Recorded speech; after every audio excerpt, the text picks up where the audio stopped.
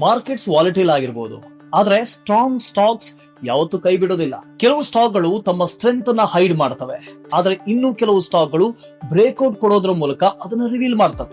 ಹಾಗಾದ್ರೆ ಈ ವಾರ ಸುದ್ದಿ ಮಾಡ್ತಾ ಇರುವಂತಹ ಆ ಸ್ಟಾಕ್ ಗಳ ಬಗ್ಗೆ ನೋಡೋಣ. Welcome back to the weekly breakout series. ನಮ್ಮ ಲಿಸ್ಟ್ ನ ಮೊದಲ ಸ್ಟಾಕ್ ಗ್ಲೆನ್ಮಾರ್ಕ್ ಫಾರ್ಮಾ. ಜನವರಿ 2023 ರ್ಯಾಲಿಯ ನಂತರ 2024 ಅಕ್ಟೋಬರ್ ನಲ್ಲಿ 1830 ಹತ್ತಿರ ಆಲ್ ಟೈಮ್ ಹೈ ಅನ್ನು ಕೊಡ್ತು. ಆಮೇಲೆ ಈ ಸ್ಟಾಕ್ ಕೆಲವು ತಿಂಗಳವರೆಗೆ ಕನ್ಸಾಲಿಡೇಷನ್ ಇತ್ತು.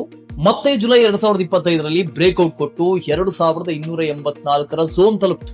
ಇತ್ತೀಚೆಗೆ ಅಂದ್ರೆ ನವೆಂಬರ್ 2025 ತನ್ನ ಹಳೆಯ ರೆಸಿಸ್ಟೆನ್ಸ್ ಝೋನ್ ಅಂದ್ರೆ 1830 ಮತ್ತೆ ಟೈಟ್ ಕನ್ಸಾಲಿಡೇಷನ್ ನ ಮೂಲಕ ರೀಟೆಸ್ಟ್ ಮಾಡ್ತು. ಆದ್ರೆ ಇಲ್ಲಿ ಗಮನದಲ್ಲಿರ್ಲಿ, ಈ ಟ್ರೆಂಡ್ 1790 ರೂಪಾಯಿಗಿಂತ ಕೆಳಗೆ ಬಂದ್ರೆ ಇನ್ವ್ಯಾಲಿಡ್ ಆಗುತ್ತೆ. ಇನ್ನು ನಮ್ಮ ಇವತ್ತಿನ ಎರಡನೇ ಸ್ಟಾಕ್ ಸನ್ಸೇರಾ ಇಂಜಿನಿಯರಿಂಗ್. ಸ್ಟಾಕ್ ತನ್ನ ಆಲ್ ಟೈಮ್ ಹೈ 1700 ಹತ್ತಿರ ರಿಜೆಕ್ಟ್ ಆಗ್ತಾ ಇತ್ತು. ಆದ್ರೆ ಸೆಪ್ಟೆಂಬರ್ 2025 ಕ್ಲಿಯರ್ ಆಗಿ ಇದು ಅಪ್ ಟ್ರೆಂಡ್ ನಲ್ಲಿದೆ. ಜೊತೆಗೆ ಕೊನೆಗೂ ಈ ಲೆವೆಲ್ ನಿಂದ ಬ್ರೇಕ್ಔಟ್ ಕೊಟ್ಟಿದೆ. ಆದ್ರೆ ಇಲ್ಲೂ ಕೂಡ ಗಮನಿಸಿ, ಈ ಟ್ರೆಂಡ್ 1600ಕ್ಕಿಂತ ಕೆಳಗೆ ಹೋದ್ರೆ ಇನ್ವ್ಯಾಲಿಡ್ ಆಗುತ್ತೆ. ನಮ್ಮ ಲಿಸ್ಟ್ ನ ಕೊನೆಯ stock Max financial services. June 2025 ಈ ಸ್ಟಾಕ್ 1650 ರೇಂಜ್ ಬೌಂಡ್ ಆಗಿ ಮತ್ತೆ ರೆಸಿಸ್ಟೆನ್ಸ್ ಟೆಸ್ಟ್ ಮಾಡ್ತಾ ಇತ್ತು. ಕೊನೆಗೂ ನವೆಂಬರ್ 2025 ಬ್ರೇಕ್ಔಟ್ ಕೊಡ್ತು, ರೀಟೆಸ್ಟ್ ಕೂಡ ಕನ್ಫರ್ಮ್ ಮಾಡ್ತು.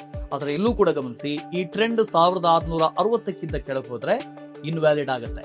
ಸೊ ಈ ವಾರದ ಬ್ರೇಕ್ಔಟ್ ಸ್ಟಾಕ್ಸ್. ನಿಮ್ಮ ವಾಚ್ ಲಿಸ್ಟ್ ನಲ್ಲಿ ಬೇರೆ ಯಾವ ಸ್ಟಾಕ್ಸ್ ಇದೆ ಕಮೆಂಟ್ ಮಾಡಿ. ಗ್ರೋ ಕನ್ನಡ ಫಾಲೋ ಮಾಡೋದನ್ನ ಮರಿಬೇಡಿ.